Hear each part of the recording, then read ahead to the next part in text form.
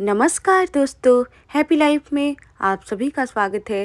और आज मैं बात करने वाली हूँ ट्विन फ्लेम का। डीएम और डीएफ दोनों की इनर वर्क अवेकनिंग हो जाती है, यानी स्पिरिचुअल अवेकनिंग हो जाती है। तो क्या उनका फाइनल यूनियन हो जाता है?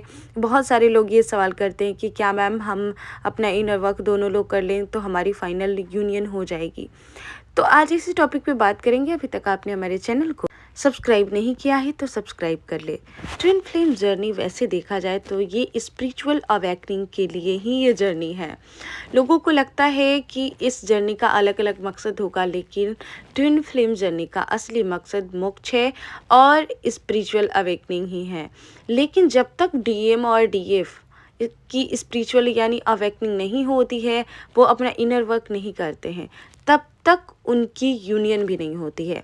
अब आप यहाँ पे ये समझेंगे कि क्या दोनों की स्पिरिचुअल अवेकनिंग हो जाएगी तो क्या उनका यूनियन जो है वो हो जाएगा।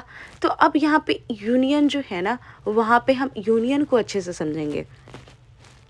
यूनियन ट्विन फ्लेम जर्नी में ना मैरिड ही नहीं होता है। और बहुत सारे लोग सोचते हैं कि नहीं, जैसे ही हम दोनों का इनर वर्क होगा तो हम दोनों मैरिड हो जाएंगे और हम दोनों किसी से भी अदर पर्सन से मेरी शादी हो चुकी है और हमारा कोई और पार्टनर से हम मैरिड हैं, फिर भी हमारी स्पिरिचुअल अवेकनिंग हो जाएगी दोनों की, तो हम दोनों की फिर से शादी हो जाएगी। तो ये बिल्कुल भी नहीं है। ट्विन फ्लेम का जो यूनियन है वही होता है कि स्पिरिचुअल अवेकनिंग उनकी हो जाती है और अब वो दुनिया में, अब उनके विचार में ये कुछ होता ही नहीं है कि उनकी ट्विन उनसे अलग है, या उनके जो डीएम और डीएफ की एनर्जी है वो कहीं और रह रही है। और वो, जैसे कि आप देखे होंगे, जो लोग बैलेंस होते हैं उनको उनको ऐसा नहीं है कि वो शादीशुदा, बहुत सारे ऋषि मुनि या किसी के बारे में देखे होंगे शादी होने के बाद भी जाके तपस्या करते वो बैलेंस होते हैं। तो क्या वो चीटिंग थोड़ी करते हैं कि अपनी पत्नी का उनको याद नहीं आता है या वो चीट करते हैं? ऐसा कुछ भी नहीं होता है। वो क्या करते हैं कि वो सत्य को स्वीकार करके और वो समझ जाते हैं कि एनर्जी फॉर्म में हम दोनों एक ही हैं।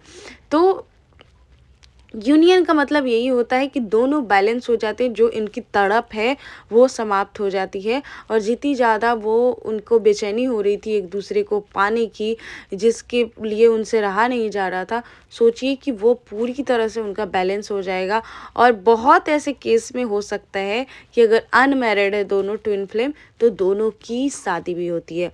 अब ये उनके सोल कॉन्ट्रैक्ट पे डिसाइड होता है कि कैसे, वो क्या साइन किया है उन्होंने और क्या लिखा है उनके पर्पस में, शादी होना या नहीं होना। तो ज़्यादा केस में यही होता है कि दोनों अनमैरिड होते हैं तभी उन दोनों की शादी पॉसिबल होती है। या ऐसे नहीं है अनमैरिड है और थर्ड पार्टी में इधर उधर है तभी भी हो सकता है कि ट्विन से ही शादी हो। लेकिन बहुत ऐसे केस में कि मैरिड ट्विन फ्लेम जो हैं वो सोचते हैं कि हाँ बिल्कुल ऐसा, हमारी स्पिरिचुअल अवेकनिंग होगी और हमारी शादी होगी। तो ये 100 में से बोल सकते हैं कि 1% अगर कोई बहुत ही न्याय के साथ होता है और उसकी मैरिड किसी कार्मिक से हुई रहती है, यानी कि ट्विन फ्लेम की शादी एकदम ट्रू कार्मिक के साथ हो गई है और दोनों की कहीं न कहीं कार्मिक से हो गई रहती है, वहाँ पे कुछ केस में ऐसा होता है कि ट्विन फ्लेम की मैरिड के बाद भी आफ्टर एक बार ट्विन मिलते हैं और उनकी मैरिज हो जाती है। लेकिन आप पूरी तरह से इसको समझिए कि ये जर्नी जो है किसी को चीट करने की जर्नी नहीं है कि आप मैरिड है कहीं पे तो आप बिना न्याय का, बिना चीट करके अगर अपने ट्विन को भी चुनते हैं तो ये यूनिवर्स आपकी मदद नहीं करेगा। इसलिए कभी भी आप सबसे पहले खुद को बैलेंस करें, इनर वर्क करें। आप इस जर्नी को पूरी तरह से समझें कि ये आध्यात्मिक जर्नी है। और हमें, क्या जो लोग आध्यात्मिक होते हैं आप देखते हैं क्या उनके पास कोई होता है?